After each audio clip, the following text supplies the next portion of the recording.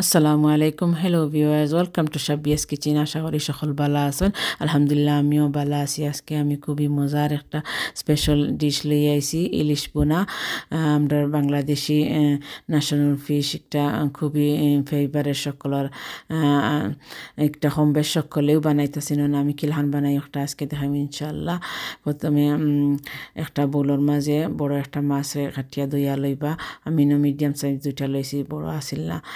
তারপরে লবণ হলুদ আর মরিচ দিয়া একটু মাখাইয়া তৈবা আর সকল মেজারমেন্ট আমি ডিসক্রিপশন বক্সও দিব আশা করি বুঝতে অসুবিধা হইতো না তারপরে একটা ফ্রাই প্যানের মাঝে অয়েল লইবা হাফ কাপ সরিষা তেল আর কি দিয়া আর মাছগুন ধরে বিরান করবা একটু 5 মিনিট লাগি এক সাইড হইয়ালে বাদে পরের সাইড আর কি উল্টাইয়া দিবা আর আপনারা যারা আমার চ্যানেল নতুন অথবা সাবস্ক্রাইব করছেন না প্লিজ সাবস্ক্রাইব করবা লাইক করবা শেয়ার করবা নোটিফিকেশন বেল অন করবা যাতে আমি নেক্সট টাইম ভিডিও আপলোড করি সকল লাগে জানবা মাছ আগুন বিরানি ইয়ালে তুলি লিবা তুলিয়া তারপরে ও সেম পানো রসুন দিবা দিয়া রসুন 1 মিনিট লাগি মানে ফ্রাই করবা একটু ব্রাউন ইয়ালে তারপরে পেঁয়াজ দিবা দিয়া পেঁয়াজ আর লবণ দিয়া বালা ঢেকে তরে খসাইবা মানে গোল্ডেন ব্রাউন হওয়ার আগ পর্যন্ত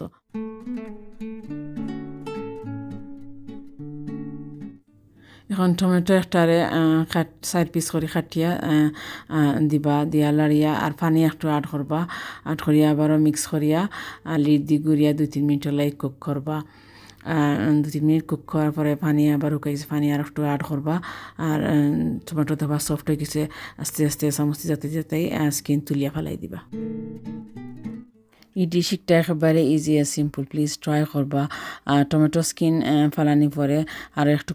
কুক করবা টমেটো মানে ইজিয়া পালাটিকে ফেসটা লাহান হইতো আর কি ফেস যত মানে বেশি কষাইবা তো বালা মজার তরকারি হয় আর একটু পানি অ্যাড করবা তারপরে আবারও লিড দি গুড়িয়া আর একটু কুক করবা পানি একটু পানি দেখবা হয়ে গেছে এখন খুব মশলা অ্যাড করে লিবা মানে মরিচর গুঁড়া হলুদের গুঁড়া ধনিয়া গুঁড়া আর জিরার গুঁড়া স্পাইস সকল দেওয়া পরে আরও খসাইবা আর একটু 2-3 মিনিটের লাগি আর পানি শুকাইয়া আর কি মাখা মাখা হইতো মানে মশলা নাকি বিরানো লাখান হইতো বিরানো লাখান তারপরে পানি দিবা আর 1 কাপ দিয়া আর কাঁচামরিচ